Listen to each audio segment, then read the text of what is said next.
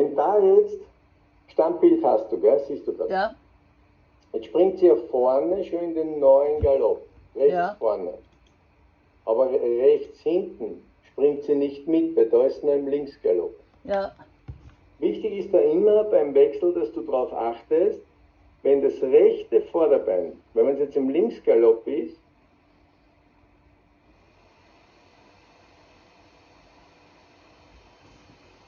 das ist Linksgalopp, rechts hinten, Diagonale links vorne. Und wenn sie den Wechsel springt, müsste sie mit dem rechten Hinterbein, was jetzt abfußt, als erstes nach vorne springen und das Vorderbein mitnehmen. Dann landet sie als erstes links hinten, dann Diagonale rechts hinten, links vorne und dann rechts vorne. Dann wäre der Wechsel durch. Und sie springt aber hier rechts vorne als erstes. Sie ist wieder rechts hinten mit dem Bein drauf. Das heißt, du musst die Schwebephase und diese Sequenz hernehmen vom Landen.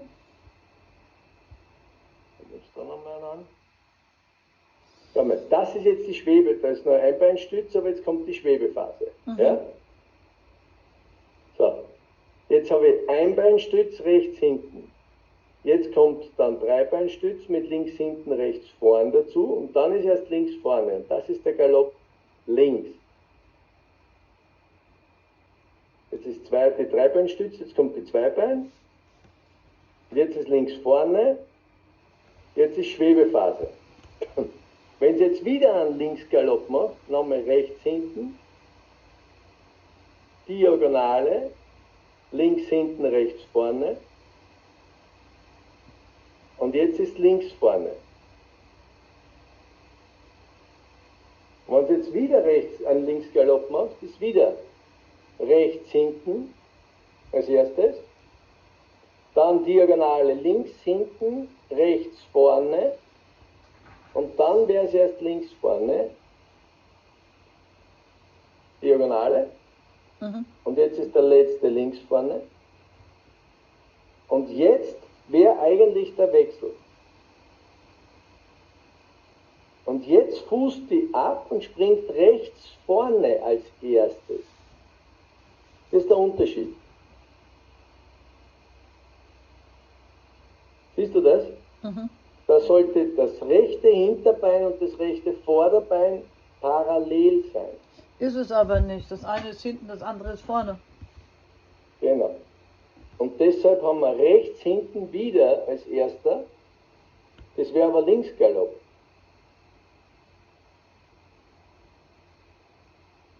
Da springt es hinten nochmal rechts hinten, dann wäre links hinten rechts vorne und dann wieder links vorne. Aber da ist jetzt rechts hinten und jetzt kommt aber links hinten und links vorne und dann erst rechts vorne. Und das ist ein zerlegter Wechsel.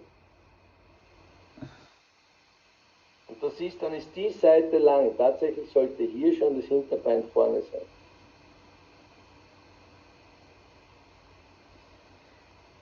Jetzt macht es nochmal rechts hinten. Das heißt, jetzt ist es im Kreuzgalopp.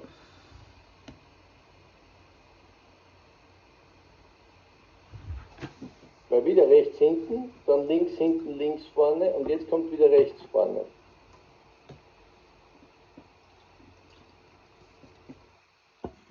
Jetzt ist nochmal ein Galoppsprung im Kreuzgalopp. Wieder das rechte hintere, links hinten und links vorne. Und jetzt ist drauf. Und jetzt haben wir da im Rechtsgalopp, haben wir jetzt links hinten, Diagonale rechts hinten, rechts vorne und also rechts hinten, links vorne und dann ist rechts vorne. Und darum ist es so wichtig, das musst du wirklich erkennen, wenn du dich filmst und du schaust das an. Deswegen ist es so wichtig, dass die Hinterhand mehr mitspringt. Ich habe jetzt gerade vor dir einen Online-Unterricht gehabt, auch mit Wechsel. Das ist das Um und Auf. Die Pferde müssen da in der Balance und gerade sein, damit sie das mit den Wechseln wirklich hinkriegen.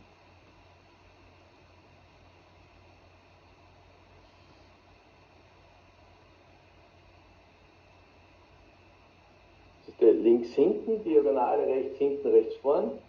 Also links vorn. Links hinten, Diagonale und dann ist rechts vorne. Ja, also ich klaut manchmal gerne einen Wechsel da, deswegen reite ich dann immer eine Volte, damit sie nicht einfach wechselt. Ja, ja. Also das Ziel war eigentlich einen Wechsel zu reiten, aber es wurde eine Volte, weil sie schon halt antizipiert hat und vorher wechseln wollte. Das ist eine Sache, wo ich gerade dran arbeite, dass sie das nicht mehr macht, ja, ohne sie zu strafen. Ich hoffe, dass ich sie dazu kriege, dass sie dann mehr wartet. Weiß schon, was ich meine, ne? Ja.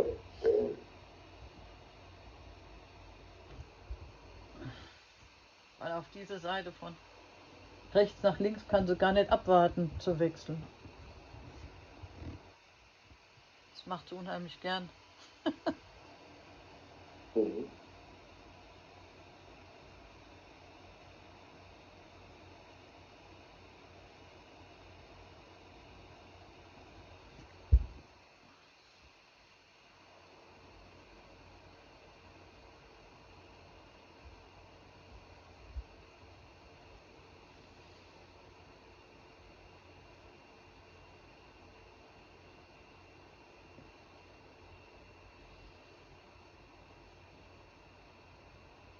Da musst du halt auch wirklich darauf achten, dass sie im Galopp bleibt. Entweder du reitest bewusst diese Trabparade, aber sie darf da das nicht von alleine machen. Ja, garantiert Also hat, ja. sonst verlierst komplett die Beinfolge. Ja.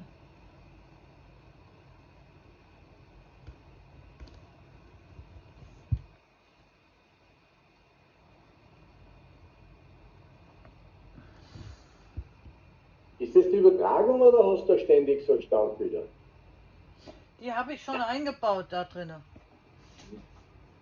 Die habe ich da schon eingebaut in das Video, dass man das besser dann direkt diskutieren kann, ne?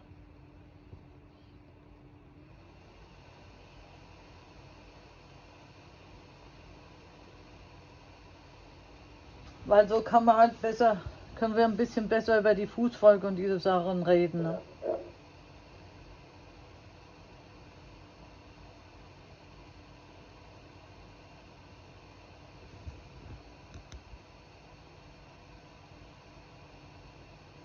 War der jetzt durch oder war der jetzt zerlegt? Was würdest du sagen? Okay, das ist eine Gretchenfrage nochmal. Also, im Moment steht das Bein hinten. Das Warte unsere. mal.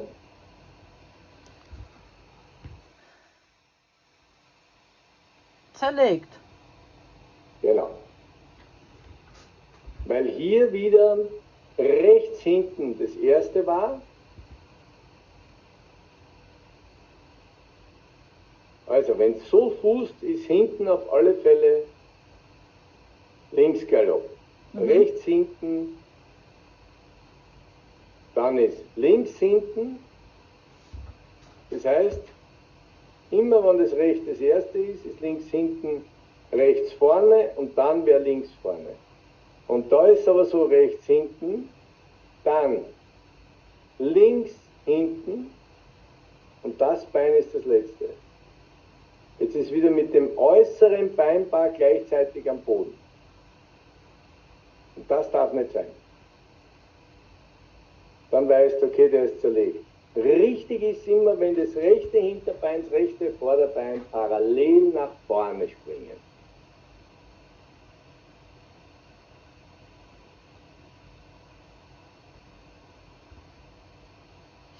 Deswegen verliert sie auch das Gleichgewicht dann. Es ist unheimlich schwierig, danach geradeaus weiterzureiten. Genau. Ja, das ist ja im Moment das ganze Thema, woran ich da am Werkeln bin, ja, das im Wechsel gerade zu bleiben und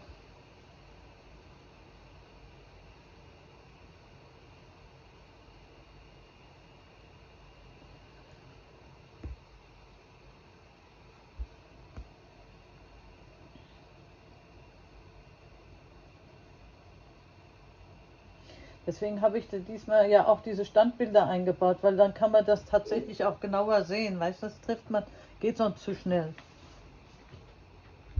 Mhm. Das ist halt über Trab. Ja, also über den Trab. Da fällt es drin drauf.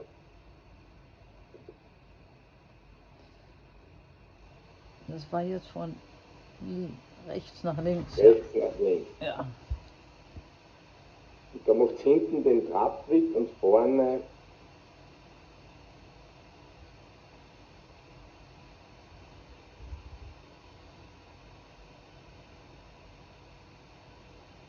wechselt.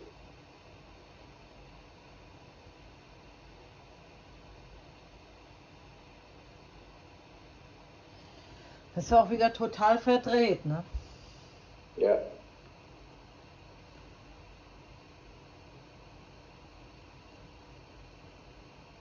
Aber in dem Fall ist es, ich denke, also sie ist auf jeden Fall verdreht und du hast vielleicht recht, dass ich genau dieses Gegen rausdrehen auf den kleinen mitnehmen. Das ist ein guter Punkt, den du da hast. Da auch wieder Ja, rechts hinten, dann hast links hinten, links vorne, gleichzeitig rechts vorne. ja, Wieder zerlegt. Es ist mir wichtig, dass du das wirklich sehen lernst, weißt du, dann kannst du es auch wirklich ändern. Die Korrektur wäre, dass du das Pferd gerade machst, so wie du es hier auch hast, nur ein bisschen runter das Ganze, und dann mit dem rechten Bein die Rippen annähern. Mit dem rechten Bein viel mehr durchkommen. Dass du wirklich zuerst hinten wechselst und dann erst vorne. also doch Rippen nach außen reiten, ja. Genau. Was da jetzt das erste Mal gemacht hat, er bis jetzt erst jedes Mal übertraf.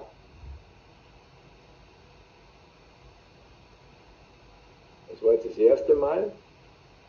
So, da ist er zerlegt. Okay? Mhm.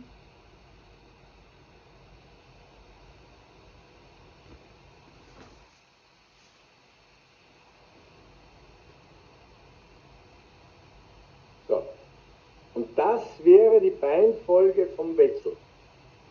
Weil jetzt sieht man, dass das rechte Hinterbein mehr winkelt und weiter vorspringt und das linke als erstes auffußt. Das Äußere, ja. Das Äußere. Siehst du? Ja. Links als erstes, das rechte springt viel weiter drunter und das ist jetzt genau das, was wir beim Wechsel wollen. Dass dieses Beinpaar gleichzeitig vorspringt. Du kannst Und dann. da hat es jetzt nur einen Galoppsprung, da war der Wechsel zerlegt oder nachgesprungen. Bei den anderen ist er im Kreuzgalopp liegen. Und da hast du es jetzt so, dass wirklich beim nächsten Umsprung ist. Oh, von rechts. Von links nach rechts. Von links nach rechts. Genau. Ich muss mir das immer dazu sagen, weil ich weiß, dass eine Seite bei ihr, wo sie gerne von sich aus wechselt und die andere Seite, wo ich mir schwer tue, den Wechsel rauszukriegen. Aber schau mal, was du mit deinem Körper da jetzt gerade machst. Ich lehne nach vorne. Ja, Moment pass mal auf, gerade. was du jetzt gleich machst. Links oder rechts? Vorm Umspringen. Wo dein Körper jetzt dahin geht. Jetzt. Nach links. Von links schmeißt du nach rechts. Pass mal auf, jetzt gehst du nochmal weiter links. Ja, guck, von vorne sieht man es ganz deutlich, ja. Links. Ja, das stimmt zeitlich nicht ganz. Ja, das ist ein kleines bisschen später. Aber man sieht das hier, das ist gut.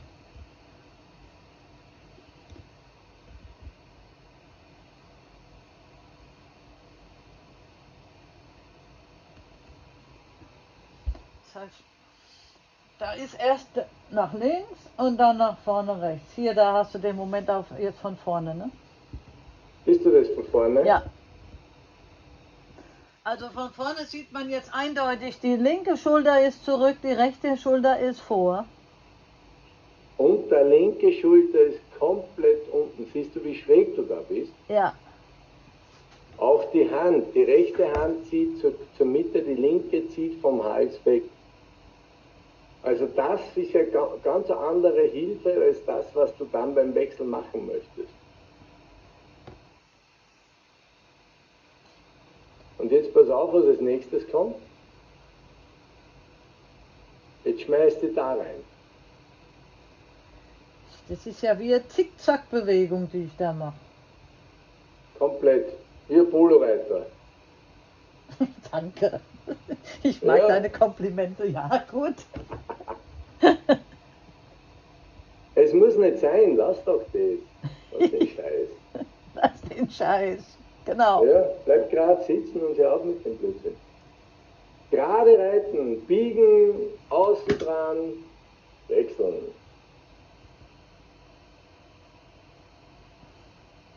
Okay? Ja, das war sehr, sehr, sehr wichtig. Also das war sehr aufschlussreich.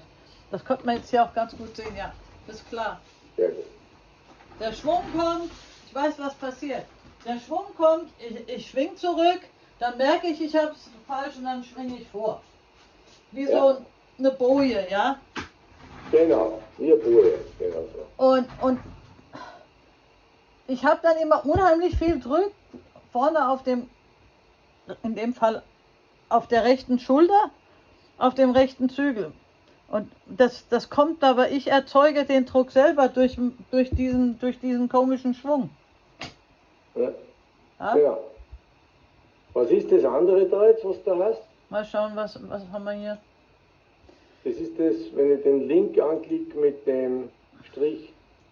Ist das ein Video oder was ist das? Moment. Was habe ich da? Ja, du hattest jetzt hier den gehabt, das war der YouTube, richtig? Ja, der Ja, nächste, der Der nächste. letzte. Der letzte, das ist von heute Morgen. Da komme ich nicht rein. Doch, müsstest du. Unten auf das Startfish draufdrücken.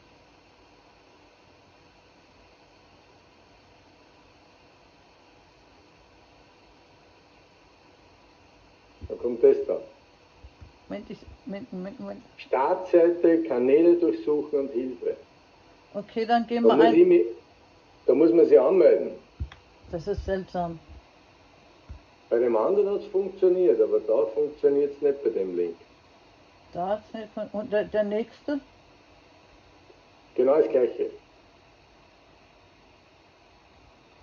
Okay, Das ist genau das gleiche. klick mal kurz auf Anmelden. So, und da gibt's. Passwort. Okay, da gibst du mal ein Patricia oben bei E-Mail. Patricia.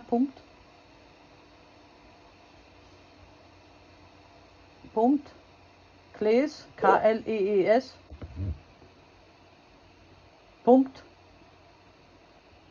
SF @gmail.com.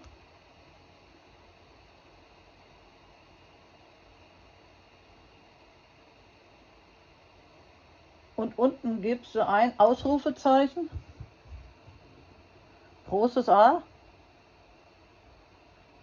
und dann LEX wie Alex 1404.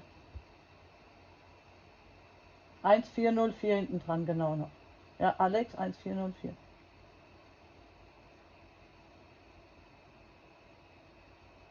Und mal schauen. Ihre E-Mail oder Ihr Passwort ist fehlerhaft. Ja, dann gib mal unten das Passwort ohne das Ausrufezeichen ein.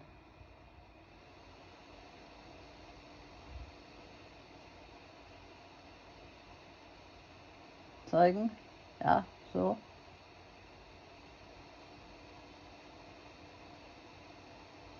Nicht sprechen. So, Meine Videos, ja. Ja, nicht drin. Oh, ja. Ja, das ist ja. Und welches wolltest du jetzt? Das ist da oben die letzten zwei. Also das erste, genau, die zwei.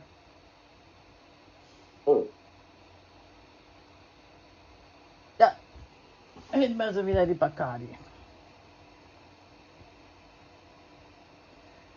Ich habe versucht, nämlich hier genau dem auf die Schliche zu kommen, was wir eben diskutiert haben. Ich habe das mal von hinten noch mal aufgenommen, zu gucken, was es ist. Selbe Szene, andere Perspektive. Ja. Schau mal. Wenn du da jetzt schaust,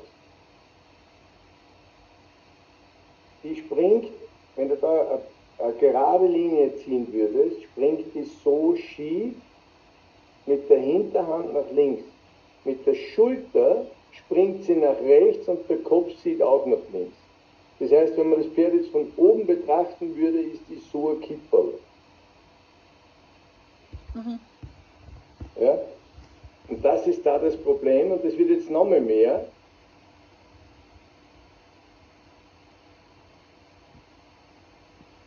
Jetzt geht es nochmal rüber. Ja?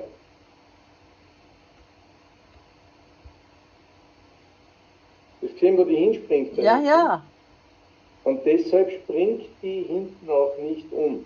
Du musst mit dem äußeren Bein das Gewicht der Krupp darüber kriegen, mit dem, und mit dem inneren Bein musst du sie biegen. Aber dann musst du oben gerade bleiben im Körper. Da sitzt du schon komplett rechts runter. Aber komplett. Weil dein Gewicht ist total rechts. Du solltest da mittig sitzen. Das Pferd muss gerade sein.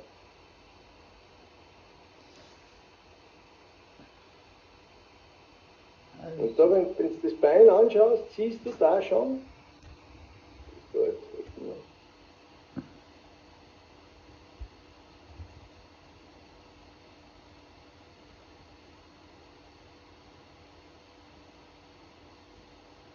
das ist noch Rechtsgalopp, rechts hinten Diagonale und jetzt haben wir einen fliegenden Wechsel, also einen zerlegten Wechsel. Da ist rechts hinten, dann ist links hinten, links vorne und das rechte Vorderbein ist ganz vorne. Und da ist der Wechsel zerlegt. Ist das?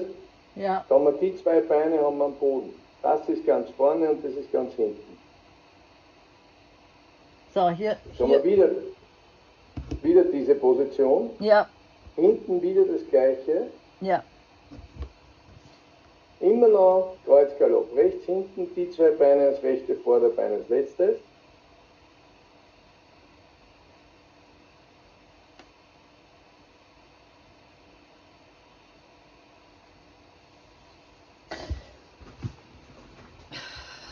Ich glaube, ich weiß, was es ist. Ich würde das jetzt mal so sehen. Bleib mal da stehen, Wolfgang.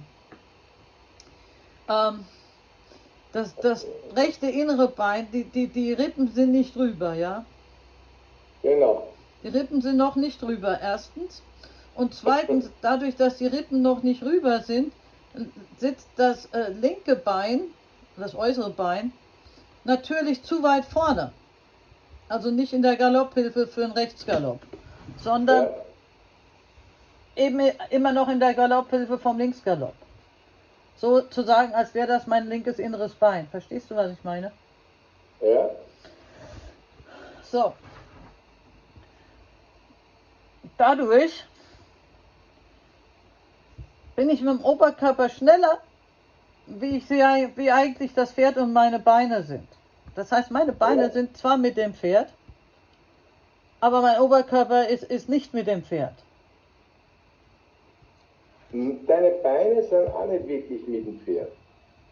Weil du das Bein, wenn du es genau hernimmst, schau mal, wo dieses Bein ist und dieses Bein. Ja.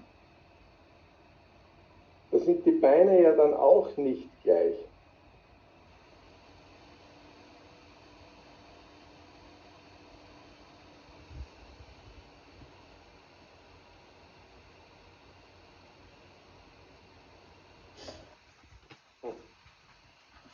Die steht voll auf der rechten Schulter.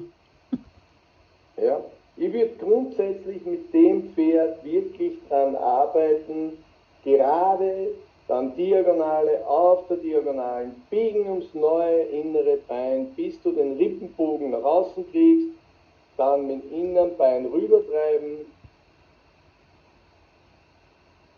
Warum auch immer der jetzt steht, oder steht der gar nicht? Das geht ja nicht.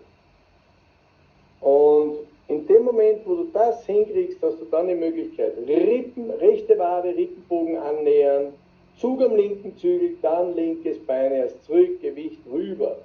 Dieses Bein muss da rüber treiben und dieses Bein die Hinterhand fixiert. Was ist das, so darfst man nicht sitzen. Ja, nee.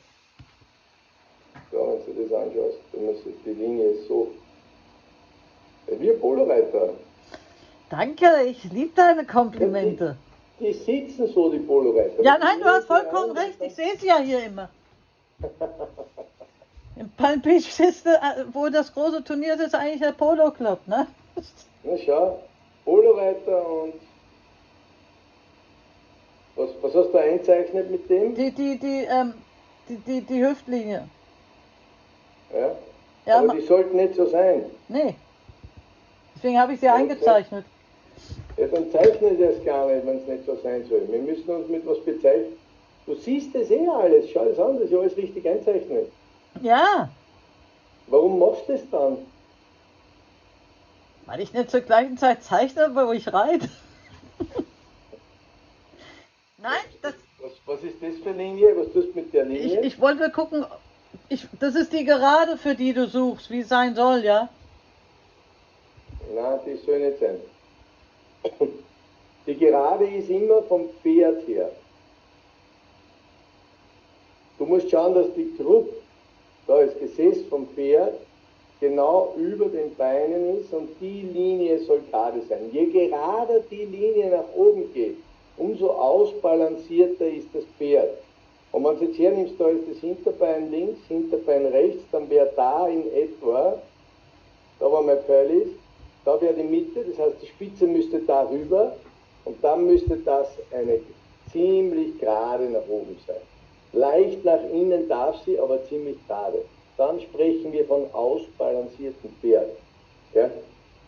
Weil die Linie ist ja weder deine Wirbelsäule, weil die geht da runter, noch die Linie, weil die geht da runter.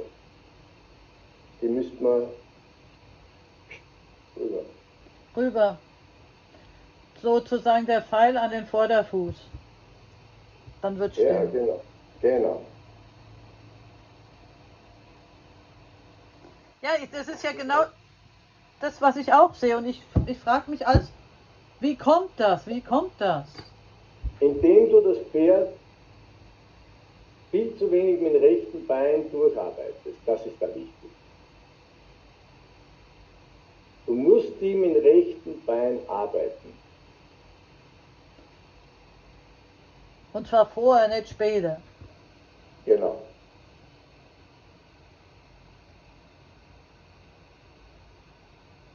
Und da merkst du, schau mal, da ist dadurch, dass rechts hinten und dann links vorne springt, neigt sie sich rüber, dann ist dieser Knick.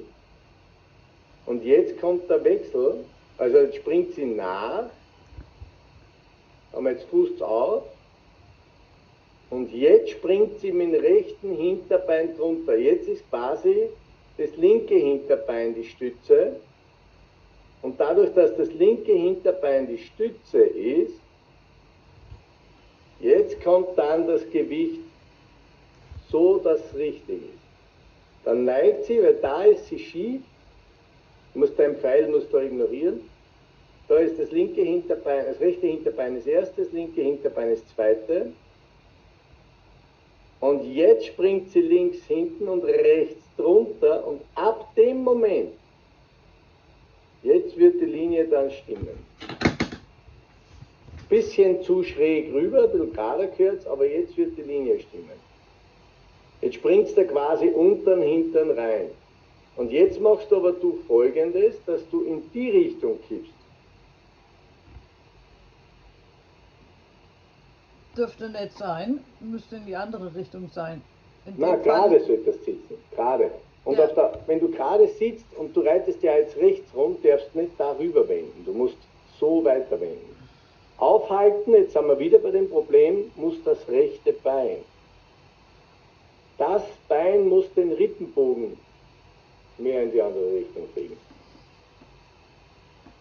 Jetzt hast du es, das wäre das richtige Teil.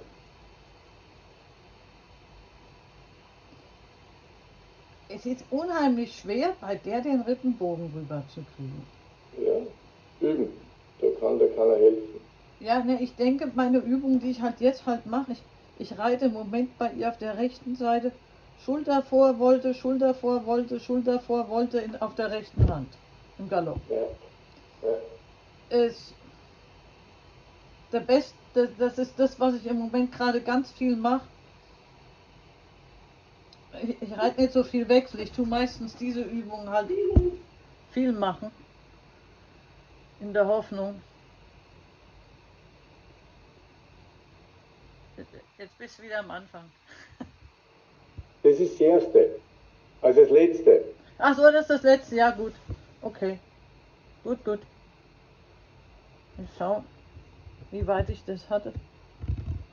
Muss mal schauen, welches das ist. Das ist das letzte. Okay. Was ich dir geschickt habe jetzt? Das heißt, dieser Link ging Ja. jetzt ohne Probleme durch? Na, da bin ich auf deiner Seite drinnen. Das Ach heißt, so. okay. Ach so, gut. Ja, das ist dann so die Galopparbeit, die ich mit ihr gerade mache, ja. Ja. Aber auch bei der Galopparbeit musst du mit dem rechten Zügel dran sein, mit dem linken Bein musst du den Rippenbogen mehr arbeiten. Wenn du da genau hinsiehst, dann siehst du, dass der Hals zu stark links ist. Genau, das stört mich. Und darum hat die das Gewicht der Schulter rechts und du hast dann einen Knick in der Oberlinie. Schau mal, wenn ich da jetzt so habe, da ist der Knick. Da und da. Die lehnt sie da nach außen.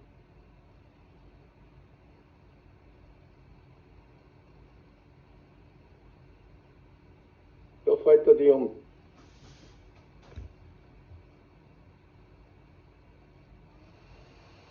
Siehst du das? Ja, ich sehe das. Und das ist genau das Gleiche, was beim Jungen auch macht. Da musst du viel mehr darauf achten, gerade zu sitzen. Und das ist klar, wenn du so sitzt, da ein bisschen reinziehst, geht die Schulter raus und dann ist die schief. Und das macht es da halt beim Wechsel auch. Die muss in sich gerader sein. Da siehst du es ganz extrem. Da ist der Hals viel zu stark links. Deshalb ist die Schulter außen und die Gruppe ist innen.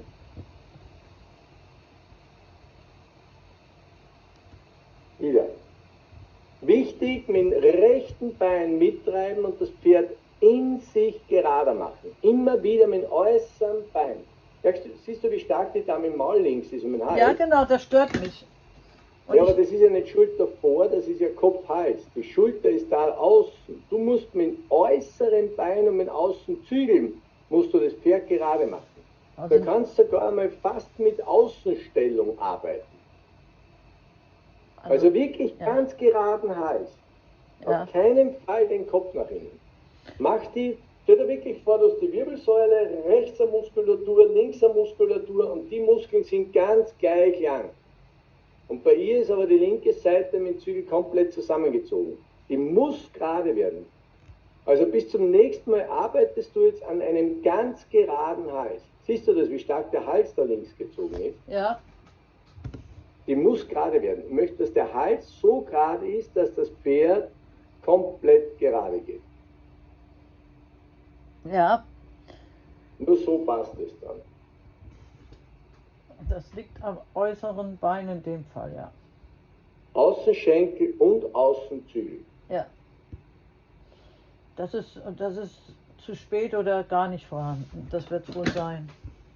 Vollkommen wurscht, warum, aber was du jetzt machen kannst, ist wichtig. Nee, das muss ich in den Kopf reinkriegen, darauf muss ich mich fokussieren. Ja, aber beschäftige dich mehr mit dem Gerade, dass die gerader wird.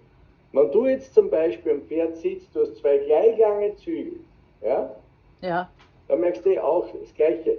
Du musst dann mit dem Bein gerade ausreiten und du machst das aber, jetzt reizt da die Wolte und jetzt pass mal auf, wie du gerade ausreitest, du ziehst plötzlich mit dem Zügel rüber, mit dem Inneren, jetzt, und jetzt reizt gerade vor und dann ist das Gewicht wieder am äußeren Vorderbein. Mach die ganz gerade im Hals, mit dem rechten Bein biegst in der Rippe, mit dem äußeren Bein mittreiben. Da wieder, merkst du, wie du da rübergezogen hast jetzt? Mhm. Wenn du da so rüberziehst, ist die Schulter außen. Das muss das rechte Bein machen. Und auf der anderen Seite muss man mit dem linken Bein treiben. Dann wird er die immer schiefer. Ich würde mal sagen, zu wenig linkes Bein von meiner Seite überhaupt. Das linke Bein tut zu wenig. Genau. Das linke Bein ist in diesem Fall hier bei dem Reiter einfach nur Beifahrer und nicht aktiv. Das ist genau das, Ja. wo es fehlt. Und was man da halt jetzt sieht, schau mal, da bist du im Rechtsgalopp.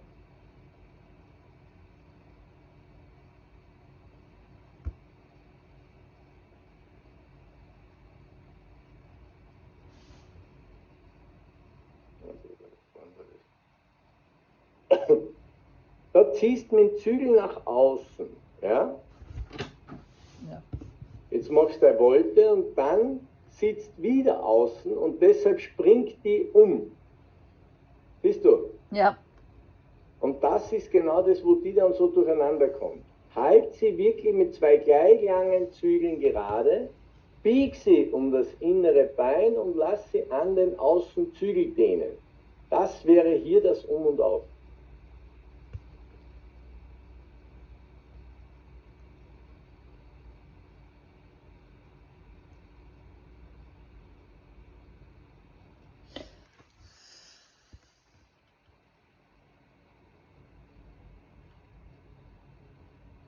Das wäre jetzt ein bisschen besser gewesen da ist jetzt ein bisschen gerader, das wäre jetzt schon, mit dem könnt ihr jetzt gut leben. Ja. Jetzt ziehst wieder an rechts. Immer wenn du am Zügel einen Zug hast, blockiert das Hinterbein. Das ist da können wir nicht aus, das ist Anatomie. Jetzt sitzt wieder außen und ziehst wieder mit den Innenzügeln. Und da kann es auch nicht mehr galoppieren, das geht dann nicht mehr, weil es blockiert wird. Beide Zügel wirklich dran, auch da wieder, gleiches. Außenzügel, Außenschenkel, mit Innenbein muss durchhalten, die muss viel gerader werden. Und wieder, der Hals viel zu stark nach rechts gezogen. Der Hals darf sich nur so viel biegen wie die restliche Wirbelsäule, sonst kippt sie dir über die Schulter raus. Ja, genau. Weil sie von innen blockiert ist durch den Zügel, ja. Was die Sache ist, ich muss aktiver mit der äußeren Hand und mit dem äußeren Schenkel halten. Das ist im Wesentlichen, das ist im Wesentlichen, was von meinem Körperbewusstsein ich draufkriegen muss, ja. Ja. Du kannst jetzt mit jungen Hengsten auf alle Fälle mal üben, dieses Gerade und einfach nur Beifahrer sein. Ja. Und damit auf der anderen Seite mit der wirklich gerade im Hals und dann erst immer mit dem Bein, bevor du angaloppierst, die Rippenbiegung und dann erst den Galopp. Das mit dem Hals, der Hals muss gerade werden. Das ist das Um und Auf. Ja, das ist genau das, was mich auch stört. Mich stört das, weil ich krieg die irgendwie mit der Rippe da nicht durch und dann habe ich da dieses Halsgefummel und das sollte eigentlich nicht sein. Genau. Also ich würde das meinen Schülern verbieten, um ganz ehrlich zu sein. Ja. Draht. Also ein bisschen vor, weil ich habe um halb wieder den nächsten.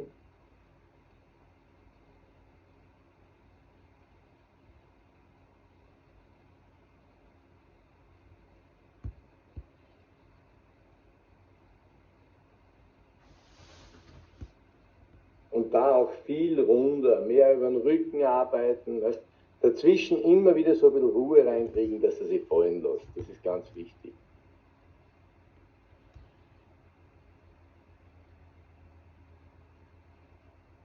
Auch wieder das Gleiche. Der Hals viel zu stark rechts.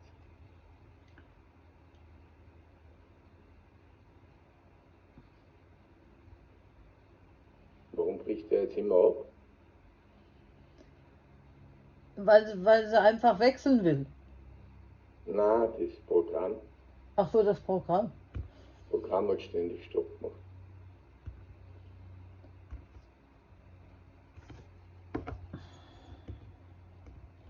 Dann hast du Phasen, da ist es wieder normaler. Und dann hast du Phasen, dann ziehst du wieder rüber.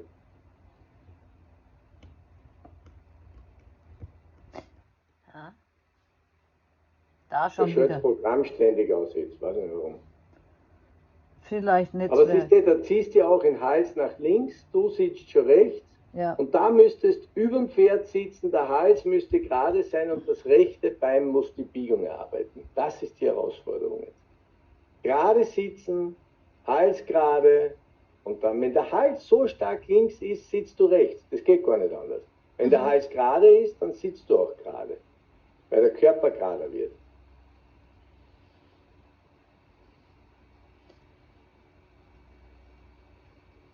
Ja, ist jetzt immer das Gleiche. Aber ist das verständlich? Ja, ja, ist verständlich. Verständlich.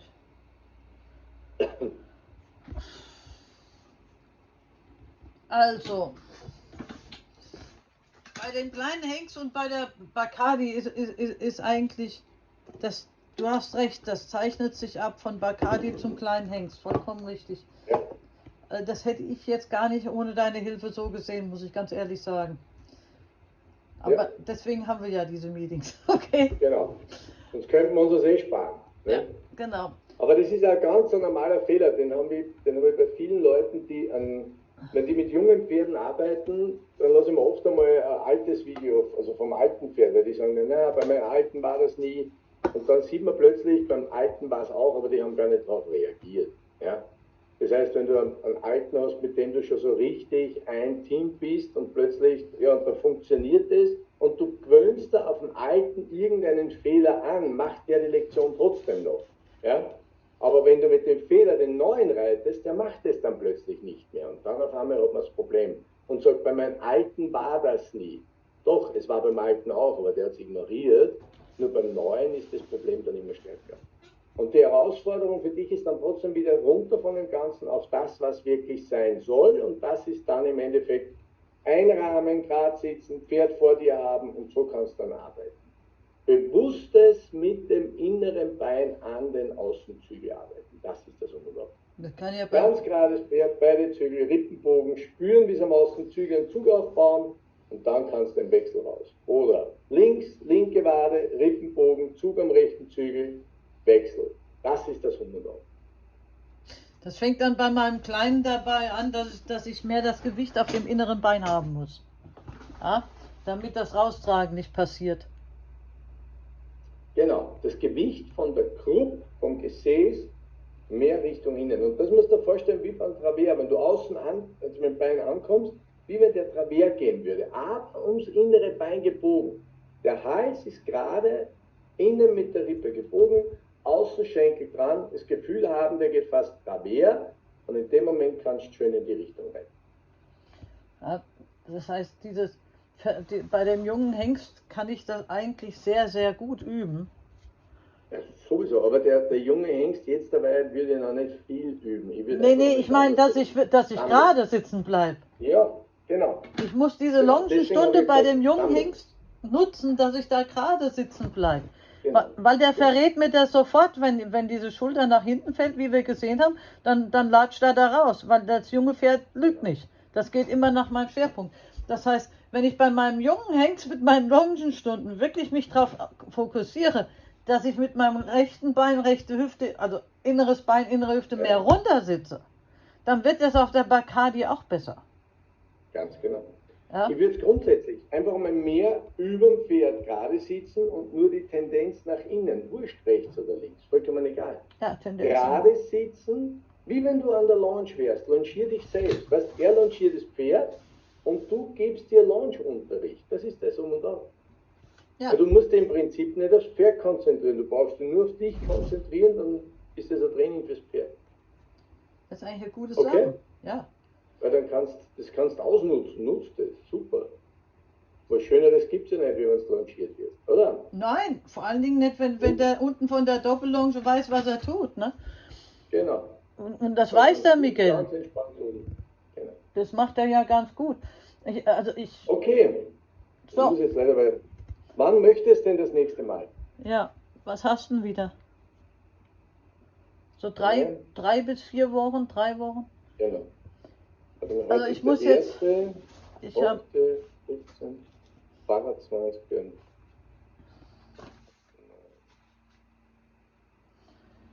eine Woche, 2 Wochen, 3 Wochen. 3 Wochen. 3 wäre der 22. oder 4 Wochen.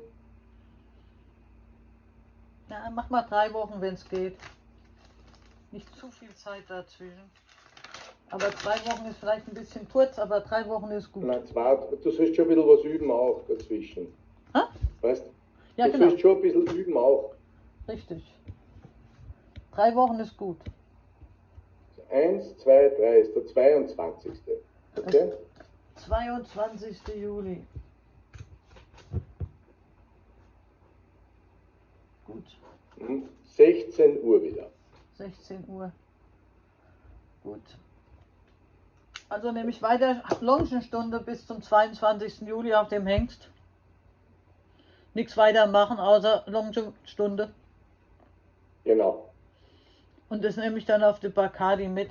Der muss ja auch nicht mehr. Der muss ja einfach nur brav. So. Warte mal, aber ich muss das noch abklären, ob ich da nicht im Stall unterrichten muss. Wir lassen sie jetzt einfach mal stehen und ich melde mich dann. Ja, dann schick mir halt ein WhatsApp, wenn sich was ändert. Genau. Aber jetzt hätte ich noch 2 persönliche Fragen an dich. Erstens, was ist aus deinem Schimmel geworden? Gibt's den noch? Der ist in Pension, ja. Der steht bei uns noch, ja. Und wie alt ist der jetzt? Warte mal, 25, glaube ich. Also wie mein Waterloo. Mein Waterloo ist 24, der geht noch im Schulbetrieb, mein Waterloo. 2-1 ist der. Ja, auch ein Hannoveraner, ist ein Weltmeier. Und was ist denn mit dem Schoko? Den sehe ich gar nicht mehr. Den reitet Veronika jetzt. Der ist der Veronika Lehrpferd. Ah, das ist der Veronika. Wie alt ist der Schoko? Der ist jetzt 18 heuer. Also auch kein Jungpferd mehr direkt. Ja. Kannst du dir vorstellen, dieser kleine Hengst, den du siehst, dass dem sein Vater seit 15 Jahren tot ist? Ja, das ist halt mit Gefriersperma, gell? Ja, das ist der letzte Weltmeier, der letzte Original Weltmeier. Genau. Ja, den haben wir extra so gezogen. Den Weltmeier Motor hat er. Und dann haben wir aber leicht Andalusia und Vollblut reingezogen. Ja. Und dadurch ist er so viel klarer im Kopf. Warum ich das sage? Weil ich habe viele Weltmeier ausgebildet, die waren alle nicht so ganz klar im Kopf. Die waren unheimlich vom Motor, aber nicht so. Aber der Kleine, der ist gut im Kopf. Bewegt sich schön, ne? Sowieso. Wichtig bei dem rund. Arbeitet jetzt wirklich mal so an der Lounge, dass das wirklich Hand und Fuß hat, das Ganze. Jo. Okay? Okay, alles klar. Passt. Bis dann. Hey, wünsche dir was, gell? Ciao, tschüss. Ciao, tschüss. Schönes Üben. Danke.